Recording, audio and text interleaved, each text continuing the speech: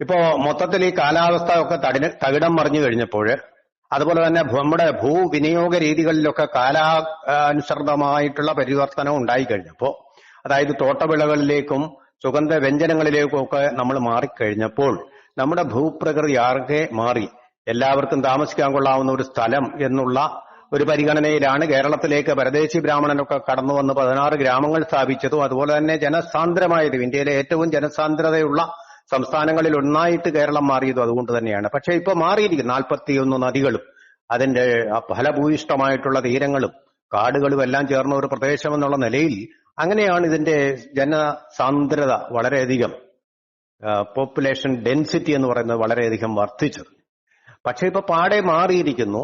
ഇതിന്റെ മൊത്തത്തിൽ ഇപ്പൊ കൃഷിഭൂമി അല്ല ഇവിടെ, റിയൽ എസ്റ്റേറ്റ് അങ്ങനെയുള്ള കാര്യങ്ങളൊക്കെ വന്നിട്ട് അപ്പോ താമസയോഗ്യമല്ലാത്ത ഒരു സംസ്ഥാനമായിട്ട് വളരെ വളരെ പെട്ടെന്ന് തന്നെ ഇത് പരിവർത്തനപ്പെട്ടുകൊണ്ടിരിക്കുകയാണ്. ഭൂവിനിയോഗ രീതികൾ പാടെ മാറിയിരിക്കുന്നു. കാലാവസ്ഥ ആഗോള വ്യാപകമായിട്ട് തന്നെ ആകെ തകിടം മറിഞ്ഞിരിക്കുന്നു. എന്തു എപ്പോഴും സംഭവിക്കാൻ നമുക്കറിയില്ല. ഈ മഴയുടെ തോതിൽ തന്നെ വ്യത്യാസമുണ്ട്, മഴ പെയ്യുന്ന കാലഘട്ടത്തിൽ തന്നെ വ്യത്യാസമുണ്ട്.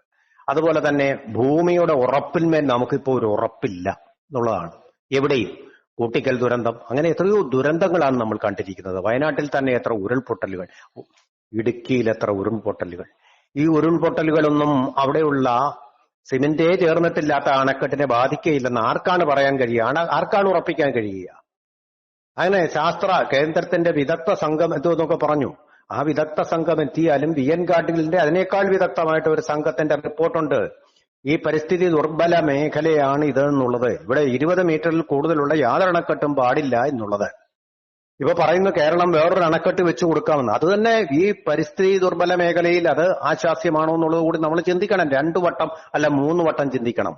കാരണം അന്ന് നമ്മൾ ഈ തീരുമാനമെടുത്ത 100 വർഷം കഴിഞ്ഞ ഈ അണക്കെട്ട് നിർമ്മിച്ച കാലത്തെ കാലാവസ്ഥയും ഭൂപ്രകൃതിയും അല്ല നമ്മൾ ഇന്ന് അഭിമുഖീകരിക്കുന്നത്. ആ ഭൂസ്ഥിരതയുമല്ല ഇന്ന് അഭിമുഖീകരിക്കുന്നത്. ഇത്രയും കാലം കുഴപ്പമില്ലാതെ നമ്മൾ അത് കൊണ്ടു നടന്നു. എങ്കിലും അണക്കെട്ടില്ല 160 അടിയിലേക്ക് വെള്ളക്കെട്ട് ഉയരുമ്പോൾ നമ്മുടെ ചങ്കിടിപ്പ് ഉയരുകയായിരുന്നു. പക്ഷെ ഇനിയിപ്പോ ഇങ്ങനൊരു റിസ്ക് നമ്മൾ എടുക്കേണ്ട കാര്യമുണ്ടോ? വയനാട്ടിൽ നമ്മളുടെ പ്രിയപ്പെട്ട ജനങ്ങളുടെ എത്ര പേരുടെ ജീവനാണ് പോയിരിക്കുന്നത്? മുന്നറിയിപ്പുകൾ ഉണ്ടായിരുന്നില്ലെന്നും പറയുന്നു. ഇപ്പൊ തർക്കങ്ങളിലേക്ക് പോകേണ്ട കാര്യമില്ല. പക്ഷെ ജീവിച്ചിരുന്നവർ മരിച്ചു എന്നുള്ള ഒരു സത്യമാണ്. എന്തിന്റെ ഫലമായിട്ട്? കാലാവസ്ഥ വ്യതിയാനത്തിന്റെ ഫലമായിട്ട്, ഉരുൾപൊട്ടലിന്റെ ഫലമായിട്ട്. അതിന്റെ പഴിചാരലുകളിലേക്ക് നമുക്ക് പിന്നെ പോകാം. ഇതുപോലെയൊക്കെ സംഭവിക്കുന്ന ഒരു ദുർബല മേഖലയാണ് ഇടുക്കി എന്നുള്ളത് നമ്മളെല്ലാം സമ്മതിക്കുന്ന കാര്യമാണ്. അപ്പൊ ഈ മാറിയ ചിന്താഗതിയുടെ, മാറിയ പരിസ്ഥിതിയുടെ, മാറിയ കാലാവസ്ഥയുടെ ഒക്കെ സാഹചര്യത്തിൽ ഒരു പുനർവിചിന്തനം ഇത്തരം വലിയ അണക്കെട്ടുകളെ കുറിച്ചുണ്ടാവണം. അതുകൊണ്ട് തന്നെ ഇത് ഡീകമ്മീഷൻ ചെയ്യണം. 100 വർഷം പിന്നിട്ട ഈ അണക്കെട്ട്, 100 വർഷത്തിനപ്പുറം മനുഷ്യൻ പോലും ജീവിച്ചിരിക്കാത്ത സാഹചര്യമാണ് ഇത്രയൊക്കെ നമ്മുടെ വൈദ്യശാസ്ത്രം പുരോഗമിച്ചിട്ട്. അപ്പൊ അങ്ങനെയുള്ള ഒരു കാലഘട്ടത്തിൽ 100 വർഷം പിന്നിട്ട സിമന്റ് ചേരാത്ത, യാതൊരു ഉറപ്പുമില്ലാത്ത, പലപ്പോഴും വിള്ളലുകൾ കണ്ടു എന്ന് റിപ്പോർട്ട് ചെയ്യപ്പെടുന്ന ഈ മേഖലയിൽ, പ്രത്യേകിച്ച് അന്നത്തെ കാലത്ത് ഇവിടെ മലയും അതുപോലെ തന്നെ മരങ്ങളും മാത്രമേ ഉണ്ടായിരുന്നുള്ളൂ എങ്കിൽ ഇപ്പോൾ ചുറ്റിനും റിയൽ എസ്റ്റേറ്റ് ബിൽഡിങ്ങുകൾ ഒക്കെ ധാരാളമായിട്ട് വന്നിരിക്കുന്നു. അവിടുത്തെ ജനസംഖ്യ വളരെയധികം വർദ്ധിച്ചിരിക്കുന്നു. അപ്പൊ റിസ്ക് കൂടുകയാണ്. അവിടുത്തെ മാത്രമല്ല, ഇത് തകർന്നു കഴിഞ്ഞാൽ അടുത്തതായിട്ട് ഇടുക്കി അണക്കെട്ടും കൂടി തകരുകയാണെന്നാണ് പറയപ്പെടുന്നത്. പല വിദഗ്ധർ തന്നെയാണ് അതും പറയുന്നത്. അത് രണ്ടും കൂടി തകർന്നു കഴിഞ്ഞാൽ പിന്നെ കേരളം എന്ന് പറയുന്നത് കടലെടുക്കുന്നത് പോലൊരു അവസ്ഥയിലേക്ക് പോകുമെന്നുള്ള ആശങ്കയുണ്ട്. ആ ആശങ്ക പരിഹരിക്കാനുള്ള അത്ര ശാസ്ത്രബോധവും ഉറപ്പുമുള്ള, ഇതിനെക്കുറിച്ച് ജിയോളജിക്കലായിട്ട് പ്രഡിക്റ്റ് ചെയ്യാൻ കഴിയുന്ന സംവിധാനങ്ങൾ ഉണ്ടെങ്കിൽ അതങ്ങനെയാവാം. പക്ഷെ അങ്ങനെയല്ല. ജിയോളജിക്കൽ സംവിധാനങ്ങൾ തന്നെ ഇവിടെ ഇങ്ങനെ ഉണ്ടാവുമെന്നുള്ള പറയുകയും 1 മാസം മുമ്പേ തന്നെ ആൾക്കാരെ മാറ്റിപ്പാർപ്പിക്കുകയുമാണ്. സ്വിറ്റ്സർലൻഡിലൊക്കെ അങ്ങനെയാണ് നടക്കുന്നത്. അതിനുള്ള സംവിധാനങ്ങളുണ്ട്, റഡാർ സംവിധാനങ്ങളും അതുപോലെ തന്നെ ജിയോളജിക്കൽ സർവേയും ഒക്കെ ഉണ്ട് അതിന്. ഇവിടെയും അത് സാധ്യമാണ്. പക്ഷെ ആളുകളെ കൂടെ മാറ്റിപ്പാർപ്പിക്കേണ്ടി വരും. അങ്ങനെ മാറ്റിപ്പാർപ്പിക്കേണ്ടി ഒരു സാഹചര്യം നേരിടാൻ തക്ക സ്ഥിതിയിലല്ല കേരളം. കാരണം സ്വിറ്റ്സർലൻഡിലെ ജനസംഖ്യ എന്ന് പറയുന്നത് കേരളത്തിന്റെ അത്രയേ ഉള്ളൂ, അതിൽ താഴെയാണ് കേരളത്തിന്റെ മൊത്തം. അപ്പൊ അവിടെ എന്ത് ചെയ്യാനും നമുക്ക് സാധ്യമാണ്. മറ്റൊരു സ്ഥലത്തേക്ക് കൊണ്ടുപോകുന്നത് ഈസി ആയിട്ടുള്ള ഒരു പ്രയോഗമാണ്. പക്ഷെ ഇന്ത്യയിലെ ജനസംഖ്യ തന്നെ ലോകത്തിലെ ഏറ്റവും കൂടിയതാണ്. നമുക്ക് മറ്റൊരു സംസ്ഥാനത്തേക്ക് മാറ്റിപ്പാർപ്പിക്കുന്നതിനെ കുറിച്ച് പോലും ചിന്തിക്കാൻ കഴിയുകയില്ല. അപ്പൊ ഇവിടെ കേരളത്തിൽ തന്നെ വേണം. കേരളമാണെങ്കിലോ ഏറ്റവും ജനസാന്ദ്രത കൂടിയ സ്ഥലം. ഒരു സ്വിറ്റ്സർലൻഡിന്റെ ഒരു 10 ഇരട്ടിയിൽ കൂടുതലെങ്കിലും നമ്മുടെ ജനസാന്ദ്രതയുണ്ട്. ഇങ്ങനെ മാറ്റിപ്പാർപ്പിക്കുക എന്ന് പറഞ്ഞാൽ അത്ര എളുപ്പമുള്ള കാര്യമല്ല. ഇപ്പൊ വയനാട്ടിലെ എവിടോട്ട് മാറ്റിപ്പാർപ്പിക്കുന്നു എന്നുള്ളതിനെ കുറിച്ച് ചിന്തിച്ചുകൊണ്ടിരിക്കുന്നതേ ഉള്ളൂ. നമുക്ക് അങ്ങനെ സ്ഥലമില്ല. റെയിൽവേ വികസനത്തിന് പോലും സ്ഥലമില്ല എന്നാണ് അശ്വിനി വൈഷ്ണവ് പറയുന്നത്. അതുപോലും ഇല്ലാത്ത ഇത്ര ജനസാന്ദ്രമായിട്ടുള്ള ഓരോ അടിയിലും ജനങ്ങൾ പെരുകുന്ന, അത് ജനസംഖ്യ പല ജില്ലകളിലും വർദ്ധിച്ചുകൊണ്ടിരിക്കുന്ന ഒരു സാഹചര്യത്തിൽ പത്തനംതിട്ട മാത്രമേ ഉള്ളൂ സീറോ പോപ്പുലേഷൻ ആയിട്ടുള്ളതെന്ന് നോക്കുക. അങ്ങ് പത്തനംതിട്ടയും ഈ അണക്കെട്ട് തകർന്നാൽ തകരുന്ന ഒരു ജില്ലയാണ് എന്നാണ് നമ്മൾ പണ്ടേ പറഞ്ഞിട്ടുള്ള പല തർക്കങ്ങളും നടന്നു.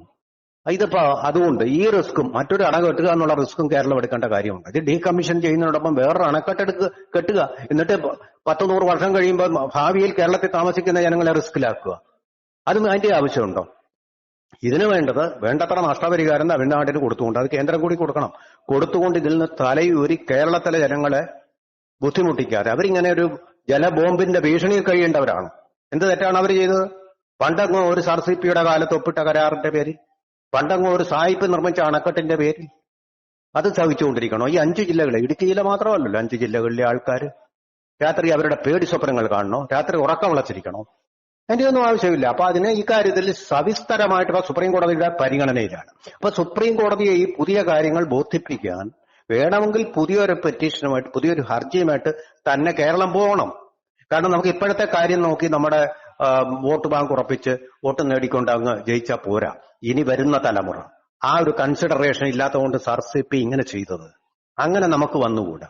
ഇനി വരുന്ന തലമുറയ്ക്ക് വേണ്ടിയിട്ടുള്ള ഒരു ഉൾക്കാഴ്ചയും ഒരു ക്രാന്ത ദർശനവും ഉണ്ടാവണം. നമ്മൾ ഇങ്ങനെ കൊടുക്കാൻ സർസിപി ഒപ്പിട്ട കരാറിന്റെ പേരിൽ ഇപ്പോഴത്തെ ഈ തലമുറ, കേരളത്തിന്റെ തലമുറ ഇത് ചെയ്യാൻ ബാധ്യസ്ഥരല്ല എന്നുള്ളതാണ് അതിന്റെ പരമാർത്ഥം. അപ്പൊ അതുകൊണ്ട് തീർച്ചയായിട്ടും നമ്മൾ മാറി ചിന്തിക്കേണ്ട കാലഘട്ടമാണിത്.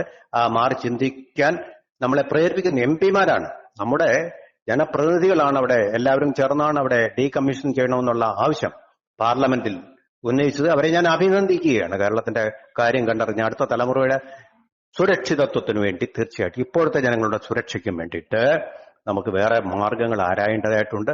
അങ്ങനെ തമിഴ്നാടിന്റെ കണ്ണുരുട്ടലിനും മീശയുരുട്ടലിനും അടിപ്പെട്ടുകൊണ്ട് പേടിച്ചുകൊണ്ട് വാലും ചുരുട്ടി ഇരിക്കേണ്ട ഒരു സന്ദർഭമല്ല. നമ്മൾ ധീരമായിട്ട് നമ്മുടെ ജനങ്ങളുടെ, അതാണ് സംസ്ഥാന ഗവൺമെന്റ് സംവിധാനം, കേരളത്തെ ജനങ്ങളുടെ സുരക്ഷ ഉറപ്പാക്കുക, 100% ഉറപ്പാക്കേണ്ടതായിട്ടുണ്ട്.